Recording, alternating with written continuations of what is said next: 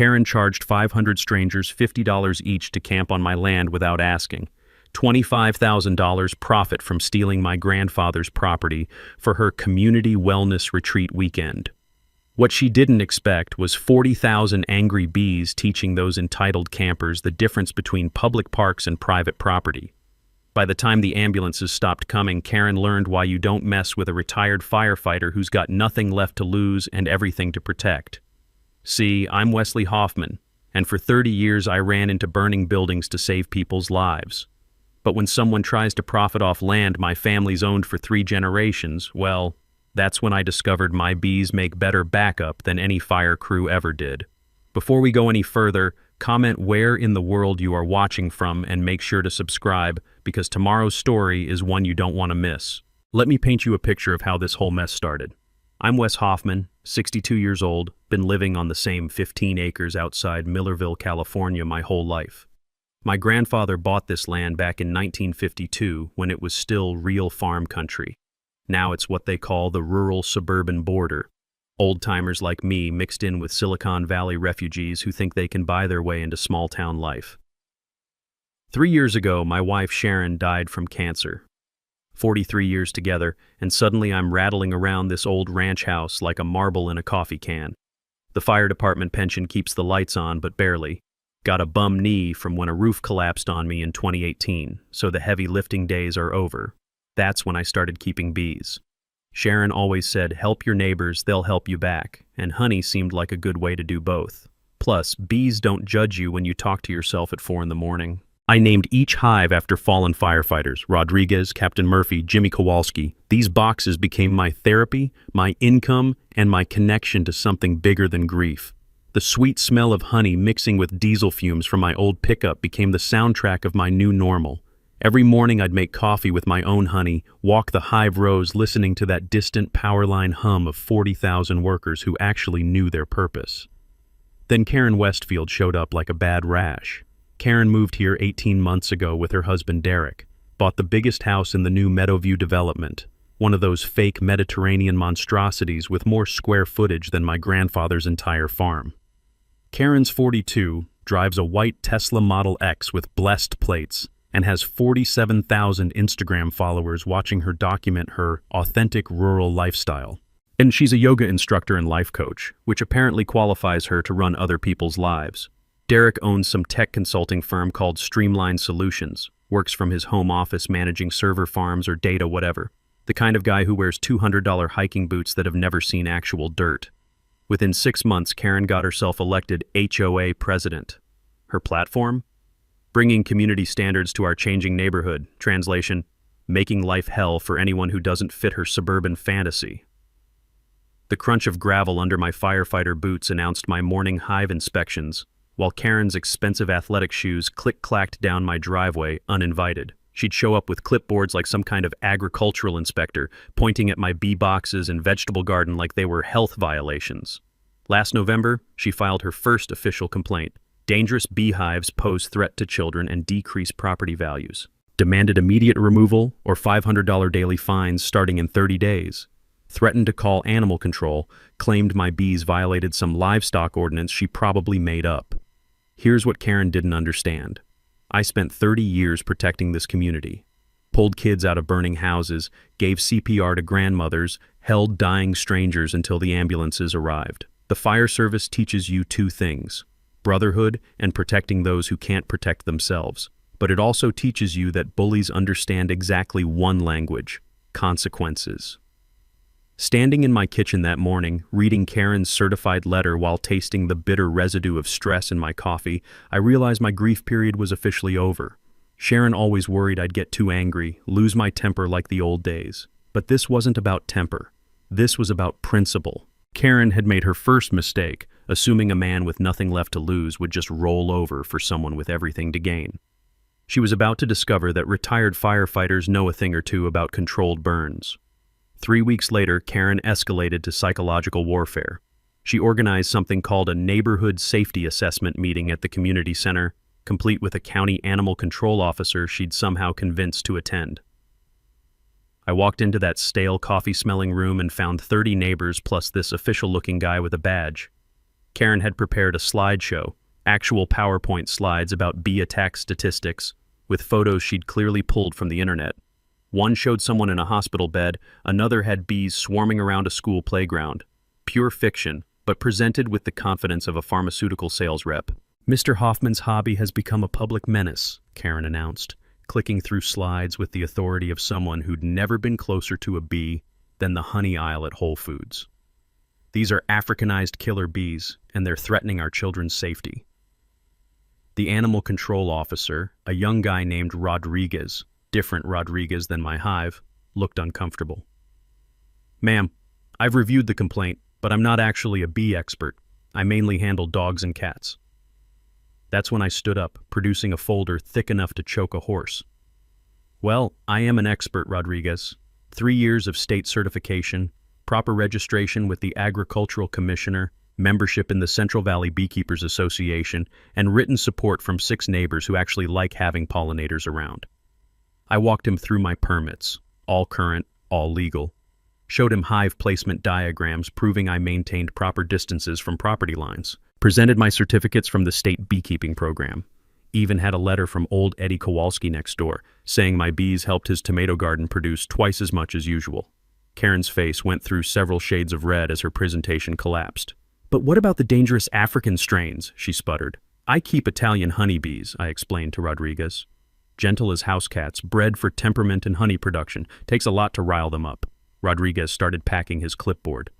"Mr. Hoffman, your operation looks completely legitimate. Mrs. Westfield, you mentioned aggressive Africanized bees in your complaint, but that's clearly not what we're dealing with here." The mini twist hit like a slap. Rodriguez continued. "Actually, ma'am, filing false reports about bee species is a misdemeanor. You might want to be more careful about your accusations." Karen went nuclear. Stood up so fast her metal folding chair squeaked against the linoleum like fingernails on a chalkboard. "This isn't over, Hoffman. I know people. I have resources. You can't intimidate me with your good old boy network." She stormed out in her $200 hiking boots that had never seen real hiking, leaving behind the lingering cloud of vanilla perfume that probably cost more than I spend on groceries in a month. But here's the thing about small towns.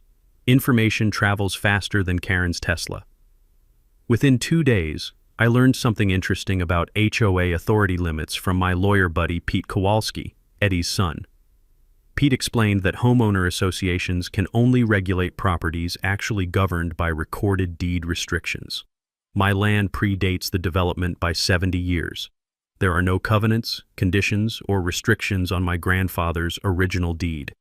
Karen has exactly 0 legal authority over agricultural activities on my property. Translation: she can file complaints until her manicured fingers fall off, but she can't actually make me do anything. The nervous throat clearing from neighbors during that meeting told me everything I needed to know. Half of them were scared of Karen's social media influence. The other half were just tired of drama. But Mrs. Patterson, who's lived here since the 60s, stopped me in the parking lot. "Wes, honey, don't let that woman run you off. Your grandfather would roll over in his grave if you let some city girl take what 3 generations of Hoffmans built." Driving home in my old pickup, windows down to clear the taste of community center coffee from my mouth, I realized this wasn't going to be simple. Karen had resources, connections, and apparently no shame about lying to government officials. But she'd also just taught me something valuable about her character. She was willing to file false reports, manipulate officials, and present fraudulent evidence to get what she wanted. That kind of person doesn't stop with one failed meeting. They escalate. They double down. They make bigger mistakes. And bigger mistakes leave bigger openings for people who know how to exploit them. The distant hum of my bees settling in for the evening reminded me that some battles require patience. Honey takes time to develop its sweetness, and so does proper revenge. Karen had shown her cards, lies, manipulation, and abuse of authority. Now it was time to see what other moves she had in that expensive playbook of hers. 2 weeks after the meeting humiliation, Karen launched phase 2 of her campaign, Death by 1,000 Cuts disguised as community wellness. She started something called the Millerville Community Safety Group on social media, complete with a Facebook page featuring stock photos of families holding hands in meadows. Within days, she had 200 followers and a mission statement about reclaiming public spaces for community health and safety. The first sign of trouble came on a Tuesday morning when I was checking hive moisture levels. Heard voices coming from my back pasture. Cheerful, entitled voices discussing mindful walking paths and natural healing spaces. I grabbed my binoculars and counted 15 people in matching athletic wear, spreading yoga mats 20 feet from my bee yards. Over the next week, this became a daily occurrence. Karen's wellness warriors claimed they were walking historical farm roads with traditional public access rights. Pure fiction, but delivered with the confidence of people who'd Googled property law and considered themselves experts.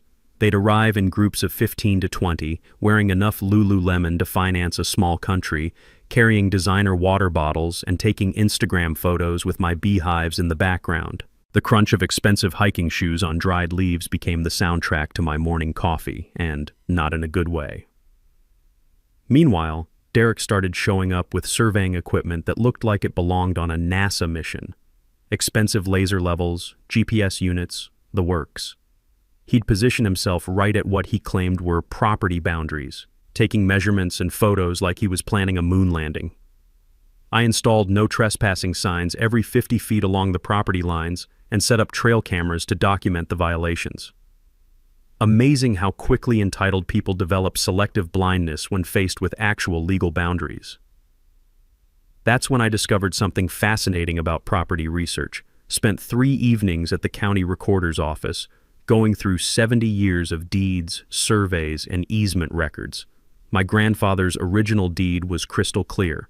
No public access rights, no shared easements, no historical farm roads. The only legal entry point to my property was through my front driveway. Translation: every single one of Karen's wellness walks was criminal trespassing, documented in high definition by my trail cameras. But the mini twist came when Derek's surveying revealed something Karen definitely hadn't planned on. His expensive equipment showed their house's septic system draining directly onto my property, about 40 feet past their actual boundary line. They'd been illegally dumping sewage on my land for 18 months without even knowing it. Pete Kowalski nearly choked on his beer when I showed him the survey photos. "Wes, this is environmental contamination on private property, EPA violation, county health violation, probably criminal negligence. They're looking at $50,000 in fines, minimum." The metallic taste of adrenaline hit my mouth as the implications sank in. Karen wasn't just trespassing for yoga poses. She was literally dumping waste on my land while claiming moral authority over my beekeeping operation. When I confronted Derek about the septic issue, he went pale under his tech bro tan. "Look, that's clearly a surveying error. Our system was professionally installed." "By who?" I asked, holding up his own GPS measurements. "I'll have to check with the contractor," he mumbled, suddenly very interested in his expensive boots. Karen's response was predictably nuclear. Posted on Nextdoor claiming I was harassing newcomers and using scare tactics to intimidate community wellness activities. Started a thread about unstable neighbors targeting families with children, and possible mental health crisis requiring intervention. The smell of disturbed earth from Derek's secret septic line mixed with the sound of his surveying equipment beeping like a smoke detector with low batteries. Every measurement he took just confirmed what I already knew. They weren't just trespassers, they were polluters. But here's what 30 years of firefighting teaches you about dangerous situations. The more desperate someone gets, the more mistakes they make. Karen's social media posts were getting increasingly unhinged. Derek's surveying was documenting their own violations, and their army of yoga warriors was creating a paper trail of trespassing evidence that would make any prosecutor happy. I started taking photos every morning. The tire tracks, the disturbed vegetation, the yoga mats left behind like expensive litter. Each image was time-stamped and GPS tagged, building a case file that would make my old fire investigation captain proud. Sitting on my porch that evening, listening to the steady buzz of bees returning home for the night, and feeling the weight of evidence accumulating in my kitchen files, I realized Karen had made a critical error. She thought harassment would make me fold. Instead, she was documenting her own crimes while teaching me exactly how far she was willing to go to get what she wanted. The question wasn't whether Karen would escalate again. The question was how much rope I should give her before she finished hanging herself. 3 weeks after the wellness walk invasion, Karen decided subtle wasn't working. Time for the nuclear option, a full-scale community event designed to establish adverse possession of my property. She announced it on social media as the Community Wellness Retreat Weekend, a 2-day outdoor yoga and meditation festival for reclaiming community spaces and healing neighborhood divisions. The Facebook event page featured professional graphics, a lineup of guest speakers, and a location pin dropped right in the middle of my back pasture. 500 people RSVP'd within 48 hours. Karen had rented porta potties, hired food trucks, brought in a professional sound system, and was charging $50 per person for mindful camping under the stars. This wasn't trespassing anymore. This was a commercial enterprise built on stealing my land. The bass thump of workers setting up staging equipment echoed across my morning coffee ritual like distant thunder announcing a storm. I could taste the acid reflux building in my throat as I watched Karen directing the operation with military precision, clipboard in one hand, bullhorn in the other. But here's where it gets interesting. I'd spent those 3 weeks building my own case file, and I'd learned some fascinating things about adverse possession law from Pete Kowalski's research. Adverse possession requires 5 elements: open, notorious, hostile, exclusive, and continuous use for at least 5 years. Karen's event was open and notorious, definitely hostile, but one weekend doesn't establish continuous use, and 500 people camping doesn't create exclusive possession. Translation: someone can't steal your land just by throwing a big party on it once, no matter what legal-sounding terms they throw around. The mini-twist came when Sheriff Deputy Martinez arrived to serve Karen with my formal trespassing complaint. She'd received my call about the organized violation and brought backup: 2 squad cars and a county code enforcement officer. Karen met them at my property line wearing yoga pants and confidence. "Officer, this is a permitted community event on historically public land. Mr. Hoffman is trying to intimidate legitimate community activities." Deputy Martinez, who'd known my family for 20 years, looked at Karen's permits.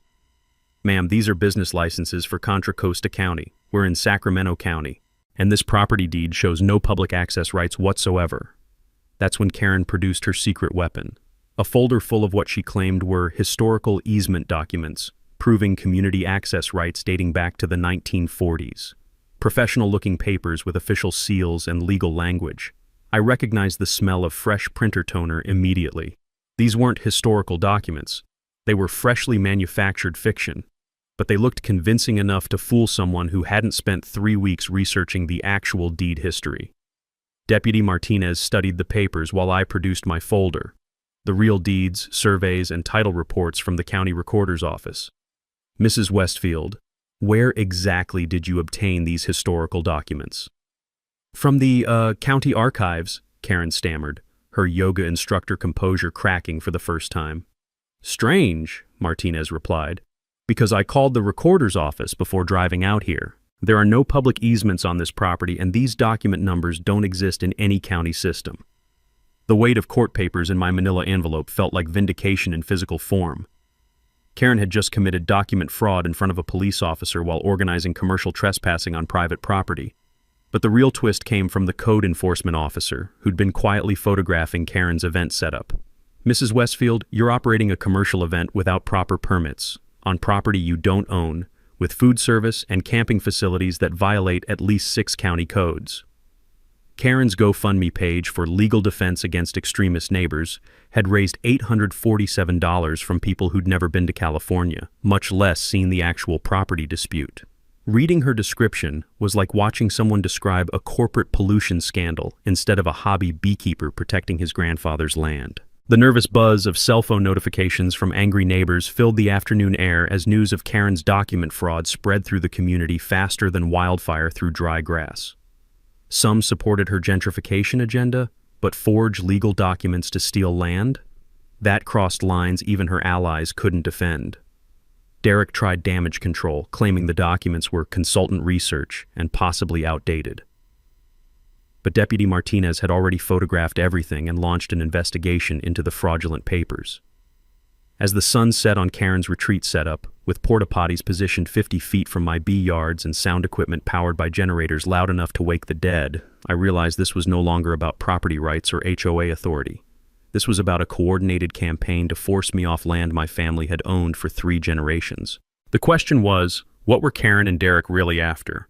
And more importantly, how far were they willing to go to get it? The answer came from the most unexpected source: Derek's own laptop. 3 days after the document fraud incident, my neighbor Eddie Kowalski knocked on my door with information that changed everything.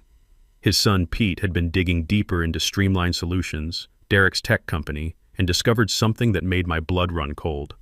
"Wes, you're not going to believe this," Eddie said, spreading printouts across my kitchen table. The paper smell of fresh documents mixed with the bitter taste of morning coffee as I realized the scope of what we were dealing with. Derek's company specialized in server farms, massive data centers that require rural locations, high-speed fiber access, and cheap land. Through Pete's legal connections, we'd obtained Derek's business correspondence with commercial real estate brokers. Email chains dating back 6 months, site assessment reports, and financial projections that painted a very clear picture. Streamline Solutions had identified my 15-acre property as the perfect location for a $20 million server farm. Rural setting, existing fiber infrastructure from the county's broadband initiative, and what Derek described as motivated seller potential due to agricultural decline. The business plan projected $15 million in annual revenue from cloud hosting contracts with Silicon Valley companies. Derek had already secured preliminary agreements with 3 major clients pending site acquisition. But here's where it gets ugly. This wasn't Derek's first rodeo. Pete found records showing Karen and Derek had used identical harassment campaigns in 2 other California towns over the past 5 years. Moved in, targeted longtime residents with HOA violations and code enforcement complaints, forced below-market sales, then flipped the properties for massive development projects. In Pleasanton, they'd forced out an elderly couple running a small nursery business. Market value, $400,000. Sale price after 8 months of harassment, $250,000. Derek's development profit, $2.8 million. In Petaluma, they'd targeted a veteran with PTSD who raised therapy horses. 6 months of complaints about agricultural odors and safety hazards. Forced sale at 60% of market value. Derek's data center development netted $3.2 million. The smooth river rock Sharon used to fidget with during her cancer treatments felt cold in my palm as the implications hit. This wasn't random HOA harassment. This was calculated real estate fraud disguised as community improvement. Text messages between Karen and Derek, obtained through Pete's discovery process, showed their real attitude. "B-guy won't know what hit him. 6 months max and we'll have his land for half price. These rural types always fold when the legal pressure gets serious." Another message: "Community wellness angle is perfect cover. Who's going to argue against yoga and meditation? Old-timer looks like the villain trying to stop healthy activities." The sound of Pete's pen clicking during our phone calls became the rhythm of revelation as more evidence emerged. Derek had commissioned professional soil surveys, environmental impact studies, and infrastructure assessments of my property, all done without my knowledge or permission through county records and aerial photography.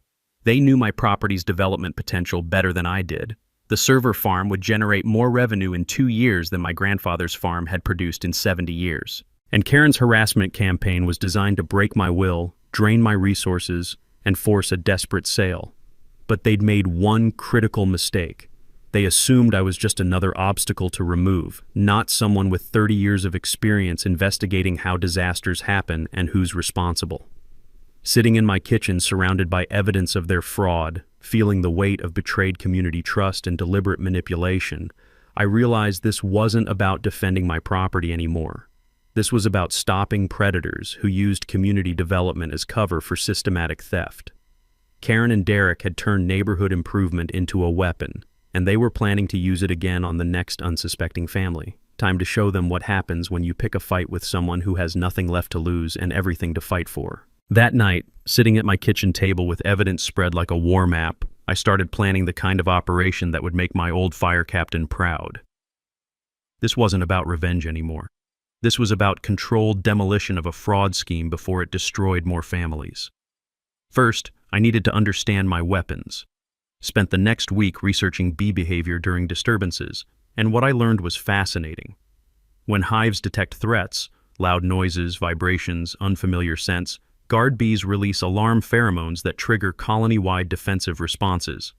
Multiple disturbed colonies create what beekeepers call a cascading alarm effect. Translation: scared bees protect their home, and when 500 strangers start stomping around screaming, 40,000 bees take it personally.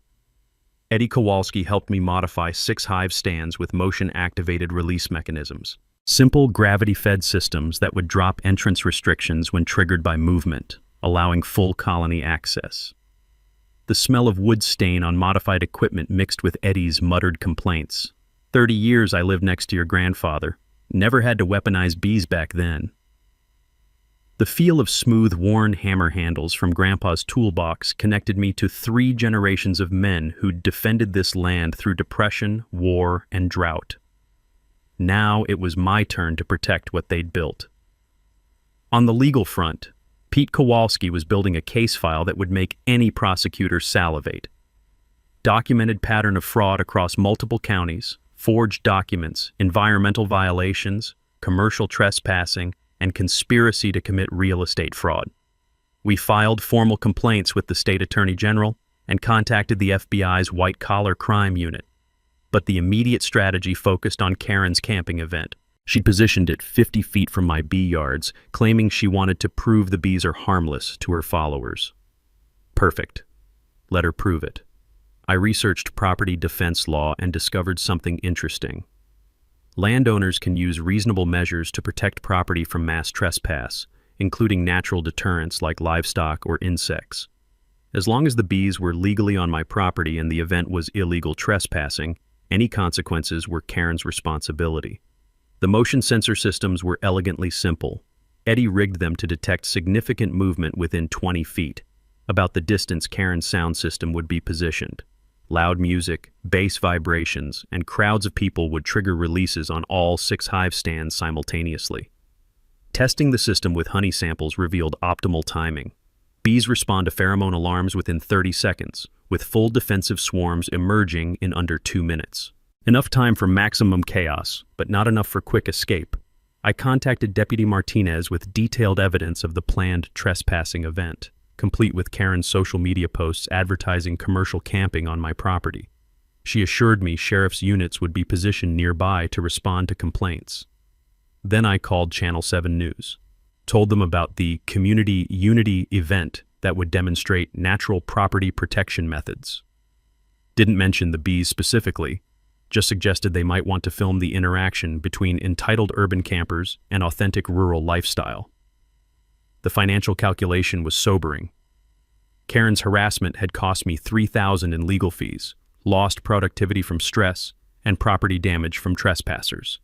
But Derek's server farm would generate millions while destroying the agricultural character that made this community special. Time to show them that rural doesn't mean passive. I reached out to victims from Derek's previous schemes in Pleasanton and Petaluma, both families eager to provide testimony about identical harassment patterns. The elderly couple from the nursery business were particularly helpful. They'd kept detailed records of every violation notice, every fraudulent complaint, every intimidation tactic. By Friday night, everything was in place. Hive release systems tested and armed. Legal documentation filed with appropriate authorities. Media alerted to potential news event. Evidence packages prepared for immediate distribution. The weight of Sharon's worry stone in my pocket reminded me she'd always said, "Help your neighbors." Well, stopping predators who destroy communities definitely counted as helping neighbors.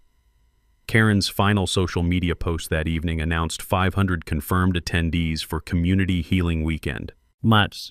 She'd positioned the event as a victory over extremist property owners trying to intimidate legitimate community activities. Perfect. Let her bring 500 witnesses to her own destruction. Saturday morning would start with Karen's opening ceremony, complete with microphone and amplified music positioned exactly where my motion sensors were calibrated. Bass vibrations from her sound system would trigger releases on Rodriguez, Murphy, Kowalski, and 3 other hives containing the gentlest bees in California, right up until someone threatens their home with 500 strangers and professional sound equipment. The distant hum of my colonies settling in for their last peaceful night felt like the calm before a storm that would teach Karen Westfield the difference between community improvement and property theft. Friday morning, 18 hours before Karen's camping event, she made her most desperate move yet, attempting to bribe a county inspector to shut down my beekeeping operation permanently. Inspector Jim Valdez arrived at 8:30 sharp, clipboard in hand, and county vehicle gleaming in my driveway. Professional guy, been doing agricultural inspections for 15 years, known for playing everything by the book. Behind him, Karen emerged from her Tesla like a backup dancer who'd missed her cue.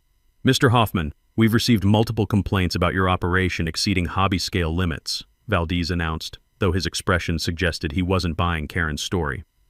"Mrs. Westfield has provided documentation suggesting commercial-level activity."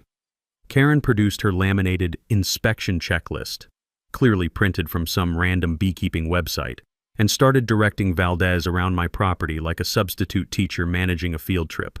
"See how many hives he has? That's definitely commercial. And look at all this equipment." I walked Valdez through my actual records. 12 active hives, well under the 25 hive limit for hobby classification. 3 years of honey sales documentation showing $400 monthly income, nowhere near the commercial threshold of $5,000 annually. Current registration with the Agricultural Commissioner, proper protective equipment, bee health certificates updated every 6 months. "Everything looks completely legitimate," Valdez told Karen, making notes on his official forms. The metallic scratch of his pen on county paperwork sounded like vindication. "Mr. Hoffman's operation is properly registered, appropriately scaled, and fully compliant." That's when Karen made her fatal mistake. She pulled Valdez aside, thinking I was out of earshot while checking hive moisture levels. But 30 years of firefighting teaches you to hear everything, especially when people think you're not listening. "Look, Jim, I know this seems minor, but this guy is really causing problems for our community development," Karen said, her voice dropping to what she probably thought was conspiratorial. "What would it take to find some violations? Maybe something about hive placement or bee density?" The taste of metallic adrenaline hit my mouth as I realized she was openly attempting bribery. "I understand you're busy, and this probably seems like a waste of time," she continued, reaching into her designer purse. "Maybe this would compensate you for the extra documentation required for a thorough investigation." She handed him an envelope. Thick envelope. Valdez opened it, counted what looked like $20 bills, then closed it with the kind of careful precision that suggested he was thinking about federal charges. "Mrs. Westfield, are you offering me money to falsify an inspection report?" "I'm offering a consulting fee for comprehensive agricultural assessment services," Karen replied, apparently believing lawyer speak would make bribery legal. That's when Eddie Kowalski's voice came from behind the bee shed. "Got it all on audio, Wes, crystal clear." The mini twist hit Karen like a freight train. Eddie stepped out with his phone, recording app still active, grinning like a man who'd just won the lottery. "Amazing what you can hear when you're just checking honey levels, ain't it?" Valdez handed the envelope back to Karen with the kind of disgusted expression reserved for people who offer bribes to public officials. "Ma'am, attempting to bribe a county inspector is a felony, carries 2 to 5 years in prison, plus fines." Karen went pale under her yoga studio tan. "That wasn't a bribe, that was a consulting payment for professional services." "No, ma'am, it wasn't," Valdez replied, photographing the envelope with his county-issued phone.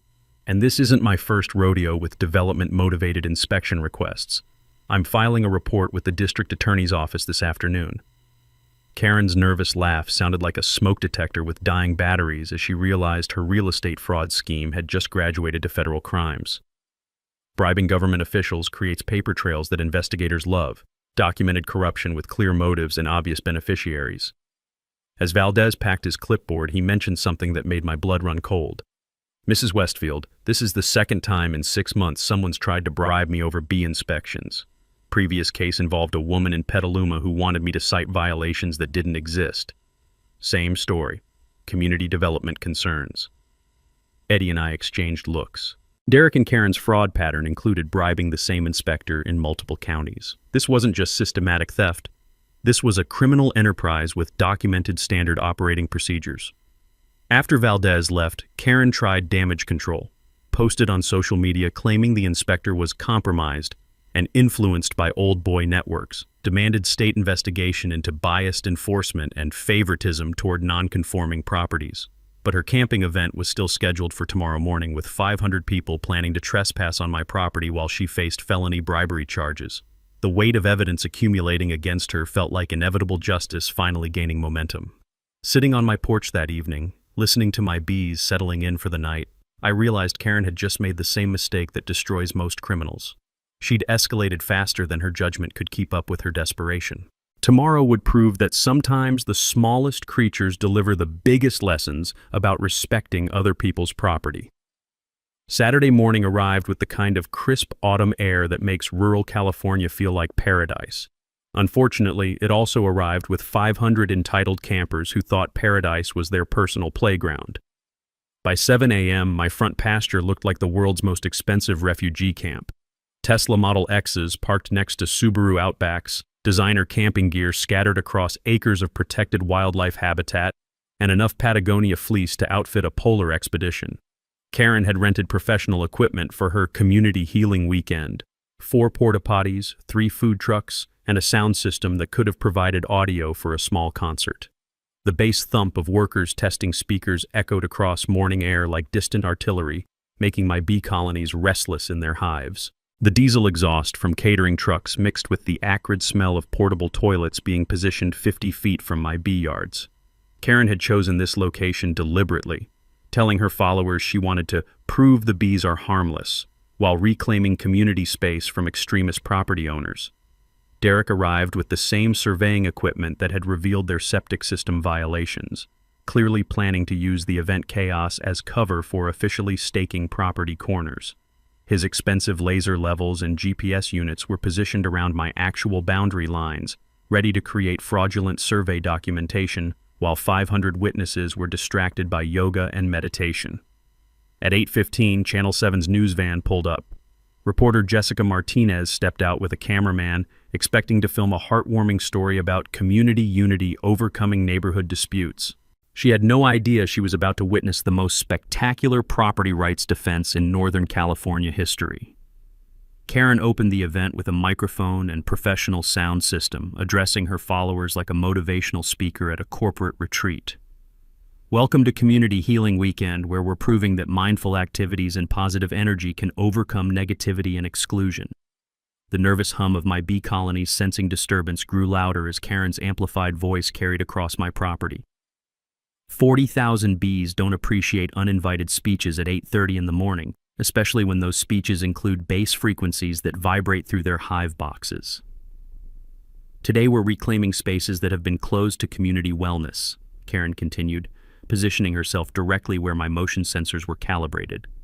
We're showing that fear and hostility cannot stop positive change. Perfect. Bring 500 witnesses to your own destruction while providing audio commentary for the news cameras. That's when Karen made her final mistake. She directed the sound engineer to turn up the bass for full community impact, apparently believing louder music would somehow legalize mass trespassing. The bass vibrations from her professional speakers triggered motion sensors on all 6 hive stands simultaneously. Rodriguez hive released first, 20,000 Italian honeybees emerging like a dark cloud over Karen's yoga platform.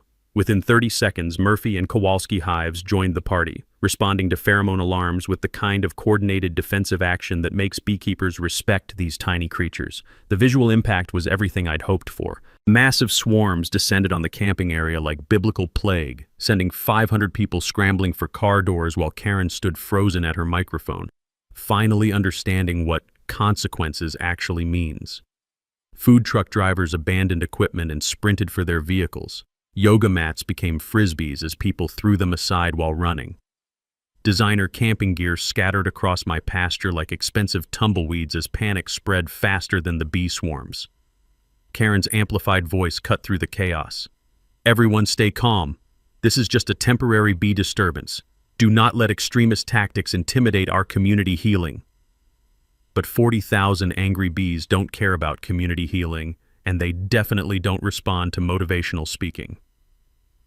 Deputy Martinez arrived just as Derek dropped his surveying equipment and ran for his Tesla, abandoning his attempt to establish fraudulent property boundaries. She'd been positioned nearby, ready to respond to trespassing complaints, but hadn't expected to witness such spectacular natural justice. Jessica Martinez and her cameraman captured everything in high definition. Karen's meltdown, Derek's surveying fraud attempt, 500 people fleeing angry bees, and the sweet sight of entitled trespassers learning that property rights aren't just suggestions.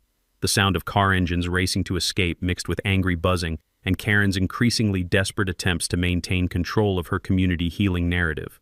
But there's no controlling natural consequences. especially when you've triggered defensive responses from creatures that have been protecting their homes for millions of years. 23 people got stung during the evacuation. 6 required emergency transport for allergic reactions. Every single one had been illegally trespassing on my property while participating in Karen's fraudulent land grab scheme. As the last Tesla disappeared down my driveway, leaving behind scattered camping gear and abandoned yoga mats, I realized the most satisfying part wasn't the chaos. It was watching Karen finally understand that some things can't be bought, bribed, or bullied into submission. The bee swarms had barely settled when the real show began. Sheriff's units arrived first. Deputy Martinez plus 2 backup cruisers responding to mass disturbance with injuries. Then the ambulances, sirens wailing across rural morning air as allergic campers learned the hard way about respecting private property. Finally, Channel 7's second news truck, because apparently bees versus entitled campers, was breaking news worthy of live coverage. Karen stood in the middle of it all, still clutching her microphone like a ship captain refusing to abandon a sinking vessel. Her white yoga pants were stained with grass and panic sweat. Her carefully styled hair looked like she'd stuck her finger in an electrical outlet, and her voice carried the kind of hysteria that makes great television. "This was a coordinated attack," she screamed at Jessica Martinez's camera. "Hoffman deliberately released killer bees to assault peaceful community members." Deputy Martinez looked at me with the expression of someone who'd heard this story before. "Mr. Hoffman, did you intentionally release bees to attack these people?" "No, ma'am," I replied, standing calmly on my front porch with a coffee cup that tasted like victory. "Bees don't like loud strangers on their property. Neither do I. Natural consequences for unnatural behavior." That's when Derek emerged from his Tesla, still carrying the surveying equipment that would prove their fraud scheme. Deputy Martinez immediately noticed the expensive gear. "Sir, what exactly were you surveying on someone else's property?" Derek went pale under his tech bro tan. "Just, checking boundary lines for the community event." "Without permission from the property owner? While trespassing?" Jessica Martinez thrust her microphone toward Derek as he realized 500 witnesses had just watched him attempt property fraud on live television. "Sir, can you explain why you were surveying private property during an unauthorized camping event?" That's when I decided it was time for my mic drop moment. "Jessica, I've got something your viewers might find interesting," I said, producing the folder that had been sitting on my kitchen table for 3 weeks. Karen and Derek aren't just organizing illegal camping trips. They're running a real estate fraud scheme that's been targeting rural families across Northern California. Mom, I handed her Derek's business correspondence, the emails about server farm development, and evidence from previous harassment campaigns in Pleasanton and Petaluma. They force people off their land with HOA harassment, buy below market value, then flip for massive development profits. My property was targeted for a $15 million server farm. Karen's face went through several shades of red as Jessica read Derek's emails on camera. "These documents show your husband's company planned to purchase Mr. Hoffman's land for commercial development. Is this camping event part of a harassment campaign designed to force a property sale?" "That's completely false," Karen shrieked. "We're promoting community wellness and healing." "Then why does this email from your husband mention 6 months max and will have his land for half price?" Jessica asked, reading directly from Derek's correspondence. Deputy Martinez stepped forward with the kind of authority that comes from 20 years of dealing with desperate criminals. "Mrs. Westfield, we've also received reports about your attempt to bribe County Inspector Valdez yesterday. Combined with organized trespassing, fraudulent documents, and conspiracy to commit real estate fraud, you're looking at multiple felony charges." The taste of satisfaction was better than honey as Karen finally understood her community healing weekend had become a public exposure of criminal enterprise. 47 cars worth of her followers were driving home with bee stings and stories about the yoga instructor who'd led them into illegal camping on private property. Then Inspector Valdez arrived, apparently having heard about the incident on his radio scanner. "Deputy Martinez, I should mention that Mrs. Westfield offered me $2,000 yesterday to falsify inspection reports about Mr. Hoffman's beekeeping operation." Jessica Martinez's eyes lit up like Christmas morning. "Sir, you're saying Mrs. Westfield attempted to bribe a county official?" "Yes, ma'am. We've got audio recording and witness testimony, part of what appears to be a systematic pattern of harassment designed to force property transfers." Derek tried running for his Tesla, but Deputy Martinez blocked his path. "Sir, we're going to need you to stay for questioning about these fraud allegations." The final piece of evidence came when the emergency medical team started documenting sting injuries. Every single victim had been trespassing on my property, participating in an unauthorized commercial event while enabling attempted property fraud. As Karen and Derek were placed in separate squad cars for transport to county jail, Jessica Martinez wrapped up her live broadcast. A community healing event becomes criminal exposure as local property owner uses natural pest control to defend against organized real estate fraud. The sweet smell of honey mixed with the distant sound of sirens carrying Karen and Derek away from the rural paradise they'd tried to steal. Sometimes justice comes with 40,000 tiny wings and absolutely no patience for entitled criminals. 6 weeks later, the sweet taste of justice had fermented into something even better: real change for our entire community. Karen and Derek pled guilty to multiple charges rather than face federal fraud prosecution. Conspiracy to commit real estate fraud, document forgery, bribery of public officials, and organizing commercial trespassing on private property. Derek's business license was revoked, Streamline Solutions was shut down, and they both faced 3 years in state prison. The financial settlement was everything I could have hoped for. Karen's insurance company paid $127,000 in medical claims for bee sting injuries during her illegal camping event. Derek's company faced civil fraud lawsuits from 500 trespassing victims who'd been misled about the event's legal status. More importantly, their conviction opened investigations into previous harassment campaigns. The elderly couple from Pleasanton recovered $400,000 in damages. The veteran with PTSD from Petaluma got his therapy horse property back, plus $300,000 in compensation. Derek's real estate empire collapsed faster than a house of cards in a California earthquake. Channel 7's investigation won a regional journalism award for exposing systematic fraud targeting rural families. Jessica Martinez's series, The New Land Grab, documented how gentrification pressure was being weaponized by developers across Northern California. But the real victory was what happened to our community. The HOA dissolved after board members resigned in embarrassment over Karen's criminal activities. Property values stabilized without development pressure. Most of Karen's wellness warriors apologized personally, admitting they'd been manipulated into believing fake legal claims about public access rights. I donated half my settlement to the Millerville Volunteer Fire Department for new thermal imaging equipment.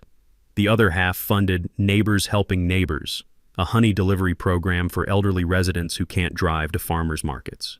Mrs. Patterson gets 2 jars monthly, Eddie Kowalski trades honey for tomatoes from his garden, and 6 other longtime residents receive sliding scale pricing that makes premium honey affordable on fixed incomes. The elementary school added my property to their agricultural education program. Once a month, I teach kids about pollination, honey production, and why protecting rural agriculture matters for everyone. Amazing how enthusiastic 8-year-olds get about bee biology when you explain that their food depends on pollinator health. The most unexpected healing came when my daughter Jennifer called from Oregon. She'd seen Channel 7's news coverage and realized her stubborn father wasn't just a grief-stricken hermit anymore. He was someone willing to fight for principle and community. She visited with my grandkids that Christmas, watching 6-year-old Emma carefully examine bee frames while her brother Jake asked endless questions about hive management, reminded me that some things matter more than honey production: family, legacy, teaching the next generation to stand up for what's right. The Veterans Therapy program started in spring. Turns out bee maintenance provides the same kind of focused, purposeful activity that helps PTSD recovery. Working with creatures that depend on routine, cooperation, and protecting their community appeals to military mindset.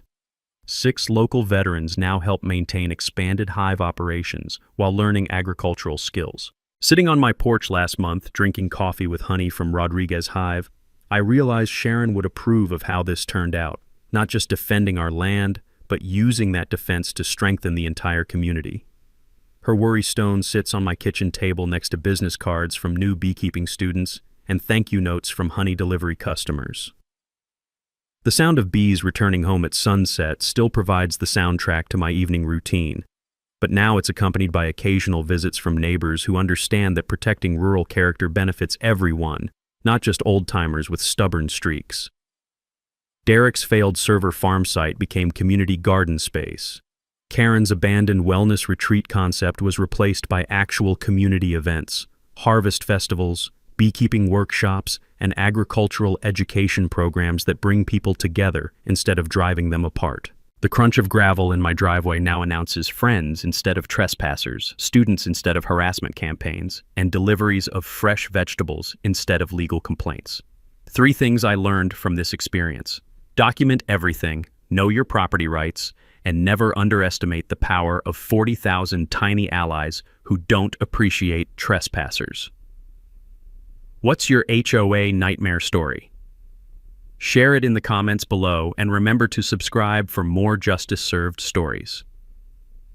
Sometimes the smallest creatures deliver the biggest lessons about standing up to bullies who think they can steal your life's work. Community matters. Truth wins. And honey really is sweeter when it's earned protecting what you love.